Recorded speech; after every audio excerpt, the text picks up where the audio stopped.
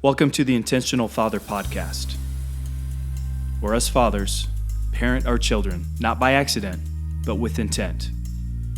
I'm your host, Aaron Stroman. Season 3, Episode 3, Prioritize Parenting. Remember, this season is about going through divorce. If you're a father going through a divorce, how can you be an intentional father? Prioritize parenting. Last episode, I talked about fighting for 50-50 custody. Once you do that, now you have your kids half the time. The schedule is going to look different. The schedule I have worked out with my ex-wife is not a standard schedule that you will see recommended by the court system, but it worked for us. So we didn't like going a week without seeing our kids. Our kids kind of go back and forth in between the week, and then we swap weekends. So we have an extended time with our children over the weekends. But with that, you need to prioritize your parenting. Let me talk about what that looks like for me, and then maybe paint a picture of what that can look like for you. But when you become single and let's say you're in a 50-50 custody situation, you're going to find yourself with half of your evenings available, open. You don't have a wife to care for and you don't have kids to care for. So what do you do with that time? Conversely, half of your time you're going to have your kids with no spouse. Well, what are you going to do with your kids? How are you going to be an intentional father? And here's just what I'll say in general. When you have your kids, be a present father. Don't try to do anything else. Don't multitask. On the times that you have your kids, which is now 50-50, be the intentional father. In fact, this is one of the life situations that really put me from, I feel like I was always a good father, but when I realized I only have half the time now to invest in my kids, it made that intentionality shoot through the sky. Hopefully this will do the same for you as well. So make a game plan of how you're going to father your children. Just don't let them show up from school and go with the flow. Have a game plan. And, all the prior seasons to this and the intentional father can give you a game plan. So we've already talked about that. On the nights that I didn't have my kids, after I sat around on my couch in an empty house crying for a couple weeks, kind of let reality slap me in the face and realize I can't do this forever. I had mourned enough. So I'm like, what am I going to do with my time? Brazilian Jiu-Jitsu. That's what I did.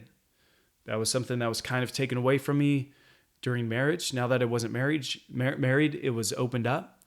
So I got back in the gym, started doing Brazilian Jiu-Jitsu. I love Brazilian Jiu-Jitsu. Some might say I'm addicted to Brazilian Jiu-Jitsu. When I became a divorced father, I did not, and I still to this day, I don't do Brazilian Jiu-Jitsu on the times, nights, weekends that I have my kids. I don't. Now, you're also going to want to start dating at some point. Don't be in a rush to date. For goodness sakes, you just got out of a marriage. Enjoy the freedom and independence you get from being single. But if you're going to want to date again, don't date on the evenings you have your kids. You should you should never get a babysitter for the rest of your life. If your kids are young enough where they can't stay home by themselves and they would need a babysitter to do so, if you don't have full custody of your kids, don't ever get a babysitter. Spend the time with them. That's your time that you get as a father to spend with your kids. So there's no reason to ever get a babysitter. And if there is, there's a mix-up of priorities. Now, I know sometimes life situations happen and maybe there's an emergency or whatever. That, of course, there's some exceptions there. But in general, you shouldn't, if you're only spending half of your time with your kids, don't ever forfeit any more of that time. Don't do it. Be a present, intentional father. For me, it's like, don't do jujitsu and don't date. when I have my kids. In fact, I sacrificed a lot of dating time because I had a commitment to jujitsu. I wanted to practice at least 3 times a week. And if my kids are taking half the time, that's non-negotiable time. If there's 3 other times I'm doing jujitsu, that doesn't leave a lot of time for dating. And I'm still single, and that's okay. That's a decision I made. But I'm certainly not going to jeopardize my parenting time for jujitsu or dating. I will jeopardize my dating time for jujitsu or parenting, but as fathers, we need to be present. And so don't give up the time that you have with your kids. You need to prioritize parenting. Now, life has changed a little bit. Now my son wants to do jujitsu. And so there is one night where I have my kids where I actually coach my son's youth class. It works though. It's good family time. It's good father-son time. But again, even as I say that, you got to be careful just not to justify what you do. Now, I used to, I would love to stay and do class after youth class and get some adult time in on the jiu-jitsu mat. I don't do that. Once youth class is over, I say my goodbyes and I leave the gym while the adult class is going, because again, that's the priority I've set on spending time with my son.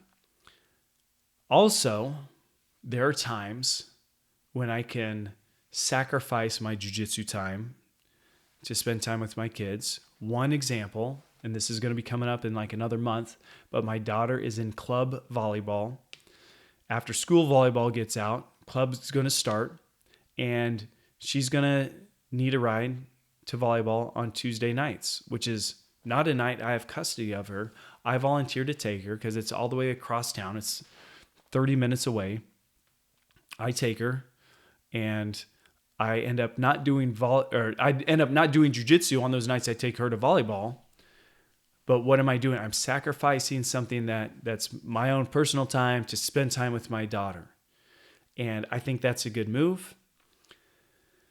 We can get into the whole, is my ex-wife using me or whatever? No, I think we're being cooperative. Sometimes she drives, sometimes I drive. Like, you can't let your pride get in the way and say, I'm not gonna be that guy and be taken advantage of or be used for my availability. Hey, if it's time with your kids, who cares what the other person's motive is? Take the time to be with your kids. And so, and it may come at some sacrifice. For me, it's a sacrifice jiu-jitsu evening, but I'm willing to do that for my daughter. Especially, and dads, we got to remember this. Once those kids hit, once they hit 18, they're out of our house. But really, once they hit 16, they won't need us that way.